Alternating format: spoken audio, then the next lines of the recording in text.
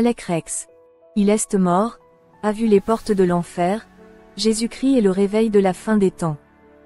Alec Rex conduisait dans une rue animée d'Adélaïde, en Australie, le 15 février 2007, lorsqu'il a subi une grave crise cardiaque et que son cœur s'est arrêté.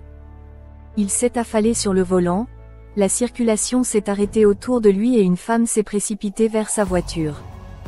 Elle a ouvert la porte et a essayé de me faire sortir, mais j'avais attaché ma ceinture de sécurité, se souvient Alec. La jeune femme était une agente correctionnelle qui venait tout juste de quitter son quart de travail. Lorsqu'elle a commencé la RCR, elle était certaine qu'Alec était mort. Providentiellement, une ambulance figurait parmi les véhicules pris dans les embouteillages. Quelques médecins se sont précipités et ont commencé à travailler sur moi. Dans le rapport de police, il est indiqué qu'ils m'ont réanimé 5 fois. Cela signifie que je suis mort 5 fois. Ils m'ont mis dans l'ambulance et m'ont emmené à l'hôpital. J'étais mort. Les médecins ne trouvèrent que peu de raisons d'espérer, mais Alec les surprit. Ils ne savaient pas quoi faire de moi. Je suis revenu à la vie. Je me débattais, je les frappais. Je suis revenu à la vie. Ils étaient abasourdis. D'après l'IRM, mon cœur était gravement endommagé car l'une des artères principales était bloquée. Ils y ont mis un stent. L'hôpital a également découvert une pneumonie dans ses poumons. Ils ont donc placé Alec dans un coma provoqué après son opération. Mon cœur était tellement endommagé qu'ils ont dit à ma femme qu'il y avait une possibilité que j'ai 10% de chance de vivre. Si je survivais, je serais un légume. Mais Dieu était sur le point de démontrer sa puissance d'une manière qui surprendrait les médecins. Et tandis qu'Alec oscillait entre la vie et la mort, il fut transporté dans une région inférieure au-delà de ce monde. Devant moi se trouvait comme un voile, les portes de l'enfer, raconte Alec. J'étais aux portes de l'enfer, mais pas en enfer. Tout lui paraissait bidimensionnel, comme s'il regardait une télévision. Puis il entendit une voix dire, « Jésus, je sais, mais pas toi. » Mais à sa droite, une autre voix disait, « Je suis le Seigneur Dieu. Je vais te guérir et te renouveler. » Alec reconnut que Jésus lui parlait et il pouvait lire dans ses pensées. La présence de Jésus a fourni la lumière à Alec. D'autres ne pouvaient pas le voir ou l'entendre. Alors le Seigneur a gravé dans son cœur, « Je ferai ce que je veux pour t'apporter la guérison. Je te montrerai la puissance du Saint-Esprit. » Des chrétiens impardonnables en enfer. Puis un spectacle étonnant s'est présenté à Alec. Autour de moi, il y avait une mer pleine de monde, raconte-t-il. Je ne pouvais pas voir leur visage. Ils étaient enchaînés. Jésus a gravé dans son cœur, ces gens se disent chrétiens, mais ils ne pouvaient pas pardonner à leurs frères et sœurs. Jésus a demandé à Alec de prêter attention à la parabole du serviteur impitoyable et lui a expliqué sa signification. Je prenais tout cela en compte. Il vous permet seulement de vous souvenir de ce dont il veut que vous vous souveniez. Je ne peux pas ajouter quelque chose à ce qu'il m'a dit. La parabole du serviteur impitoyable. Matthieu 18h21-35. Alors Pierre s'approcha et lui dit, « Seigneur, combien de fois mon frère péchera-t-il contre moi, et je lui pardonne? Jusqu'à 7 fois. » Jésus lui dit, « Je te dis, non pas jusqu'à 7 fois, mais jusqu'à 70 fois 7 fois. C'est pourquoi le royaume des cieux est comparé à un certain roi, qui tiendrait compte de ses serviteurs. Et quand il eut commencé à compter, on lui en amena un qui lui devait 10 000 talents. Mais comme il n'avait pas à payer, son maître ordonna qu'il soit vendu, ainsi que sa femme, ses enfants et tout ce qu'il possédait, et que le paiement soit effectué.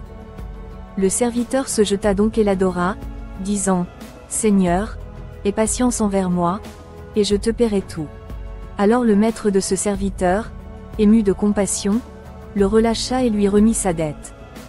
Mais le même serviteur sortit et trouva un de ses compagnons de service qui lui devait 100 deniers, il lui imposa les mains et le prit à la gorge, en disant, « Paye-moi ce que tu dois. » Et son compagnon de service tomba à ses pieds et le supplia, disant, « Aie patience envers moi, et je te paierai tout. » Et il ne voulut pas, mais il alla le jeter en prison, jusqu'à ce qu'il ait payé sa dette.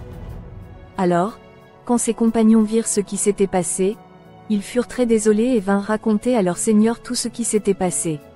Alors son seigneur, après l'avoir appelé, lui dit, « Ô méchant serviteur, je t'ai remis toute cette dette, parce que tu m'as désiré. N'aurais-tu pas aussi eu pitié de ton compagnon de service, comme j'ai eu pitié de toi. Sur toi. Et son maître fut irrité et le livra au bourreau, jusqu'à ce qu'il ait payé tout ce qui lui était dû.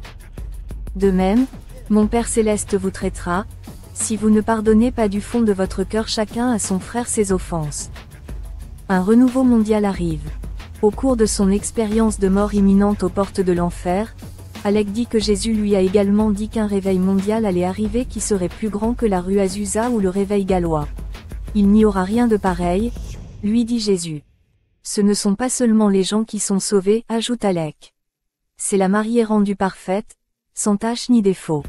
Le Seigneur lui a communiqué, ce que le monde considère comme insignifiant, c'est ce que je vais utiliser dans ce réveil. Alec est resté dans le coma pendant 3 semaines.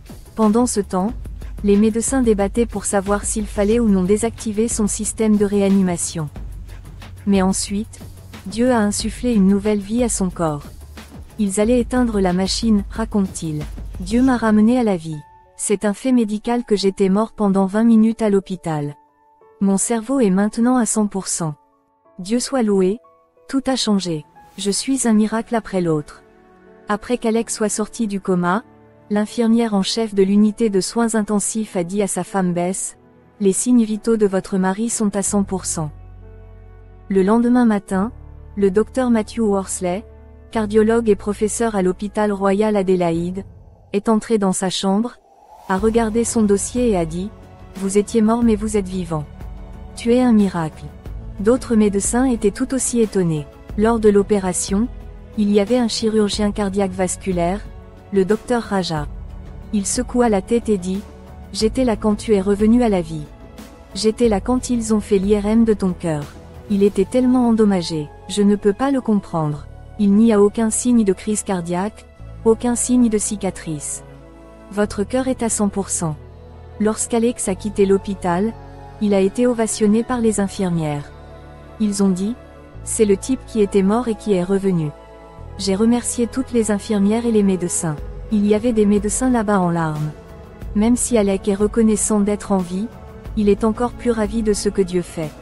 Je crois que le marié arrive bientôt, dans 2 ans, 5 ans, 10 ans. Je ne sais pas quand, mais c'est excitant. Donald Trump sera utilisé dans le revival. Il croit que Dieu utilisera l'actuel président américain, aussi fou que Trump puisse paraître, dans le cadre du réveil. Dieu l'utilisera, des choses impossibles se produisent. La mariée sera belle, son apparence, ses vêtements et sa beauté. Vivez pour Jésus dans la repentance du péché, la sainteté, la foi, l'espérance et l'amour. Il revient pour ceux qu'il aime.